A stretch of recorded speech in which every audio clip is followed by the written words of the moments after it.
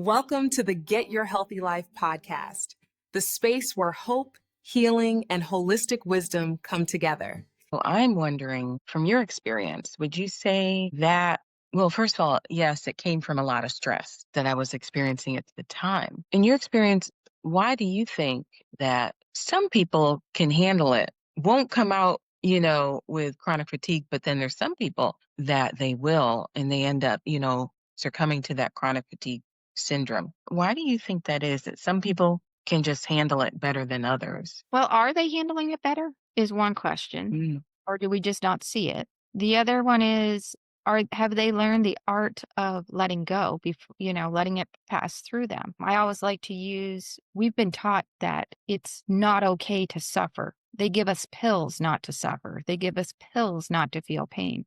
Well, that suffering and that pain, like we talked about before, that's information that something is not in balance within our body, creating a dis-ease in the body. So we need to experience that all the way through. Now, I like to use the example of an antelope and a lion. A lion chases an antelope and the antelope gets free. It has this crazy adrenaline rush, but it feels it all the way through. And then it's over.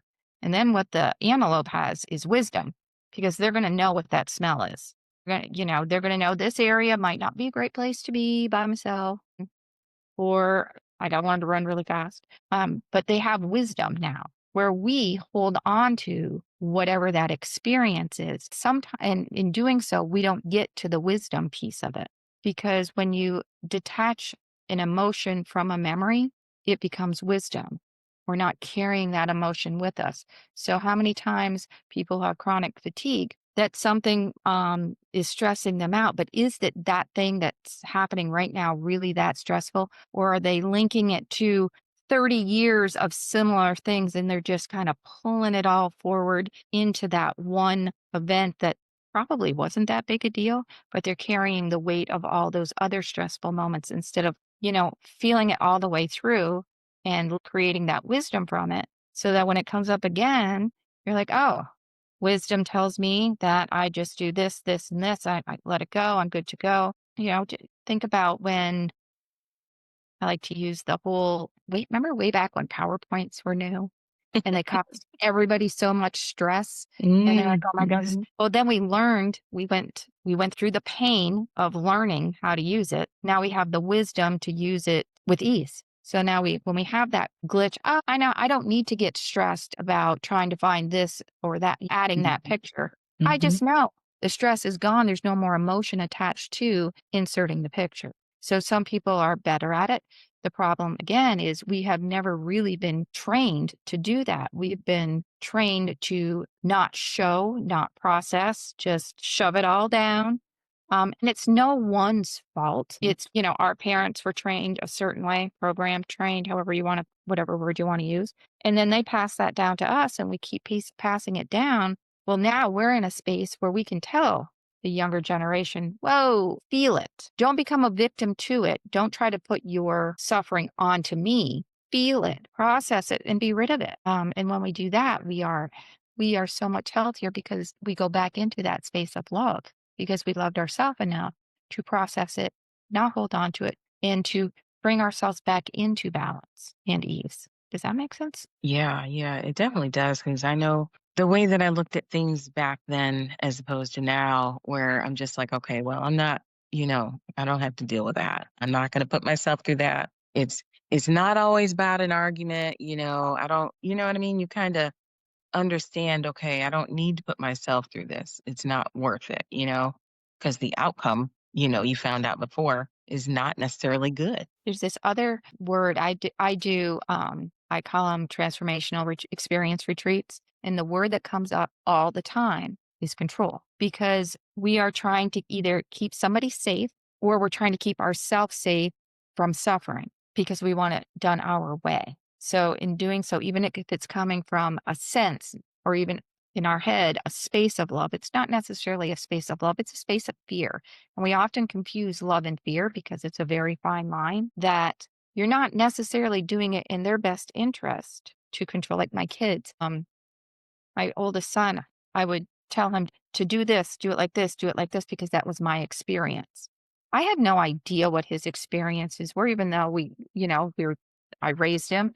I don't know what lifetime experiences he's bringing forward, and I certainly don't know all his experience. I don't live his journey, but I was trying to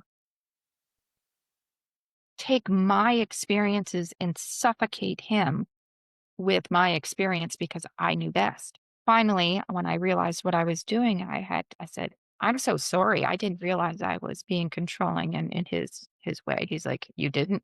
Like, "Well, no. I thought I was looking out for you." He's like, "No, you were controlling." I'm like, "Okay." It gave me a whole different perspective of they're on their journey, I'm on mine. What I did was prevent him from growing by trying to stifle him through my experience. So control also will create a lot of stress because we are in fear of, we are worrying about. So that word control, and nobody wants to hear that they're controlling. But once you understand that your behavior is one of controlling because you are forcing your experiences onto somebody else, then you're causing them stress because then they're angry and anxious because they're not in alignment with what you're saying. And you're over here like, well, why not? This is the way it needs to be done. And they're over like, I have no idea why you want me to do it that way. And then they get confrontational and blah, blah, blah, blah, blah. So it's going back into that space and asking, is this about me? My fear, my experience, or is this about their experience? And you have to communicate and be open to communicate and hear that your experience is not necessarily their experience. And where do you go from there? We have not been taught how to do that. We have been taught quite the opposite. Fight for it, instead of communicate and figure out where the alignment is. Yeah, I think that's why it's important to keep an open mind. Everybody, yeah, When I get frustrated personally, like, you go to the bank and, the person, the teller says something to you that is incorrect. And you're like, and then I pause and I'm like, do I tell her she's wrong? Then I just stop and I pause and I drop in my heart and I go, I don't know what her experience is today. So I'm not going to get all huffy. She may have had a bad phone call, just a text message or something just a minute before I walked in. So I'm just going to stay in my heart and let her do her thing. I'm going to let that stuff go because is it really that big a deal in the big scheme of life? Whatever is happening, is it that big a deal?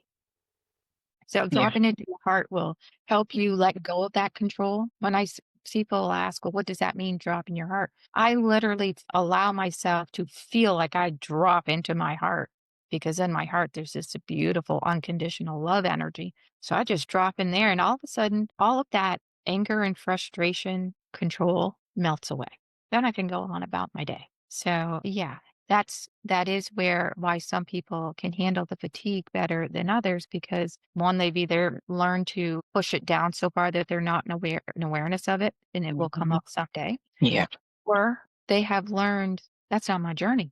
I'm going to do X, Y, and Z because that's, my job, or I'm going to speak my truth and try to find alignment, or I'm going to speak to you out of fear and we're going to make it worse. And we're going to create more disease in our body. yeah. I think that's a constant reminder that everybody's here for a different reason, right? Yeah, that's a So beautiful thing. yeah, especially if you categorize something good or bad, but maybe this person's here to have this experience, and you may not be see it as a favorable thing, but that's their experience, right? And who decides what's good or bad?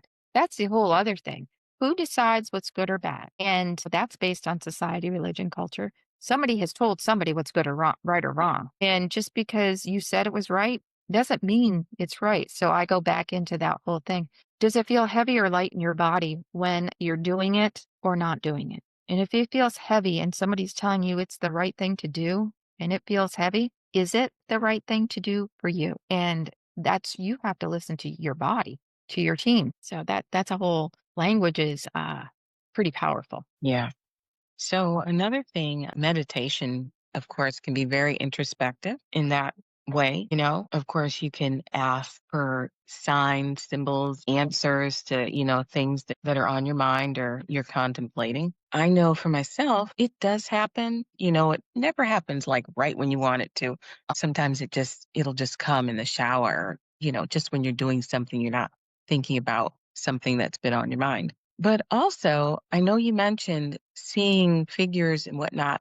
when you're working with people. I see colors. And so I often wonder when people see colors, is that related to chakras or are there any other meanings behind seeing colors when you manifest? My experience, again, from my experience, when I'm working with somebody and they see the color white, to me, that's their body, their team is coming in helping with cleansing. When they see yellow, they're stepping either into empowerment or, okay, this is an area of the solar plexus that we need to pay more attention to because it's shining through. So, okay, some attention needs to be given to a solar plexus. I had a client yesterday, I was working and she saw pink. She's like, I normally see purple or green, but today I saw pink. I'm like, wow, congratulations. You opened up to a whole nother experience of love.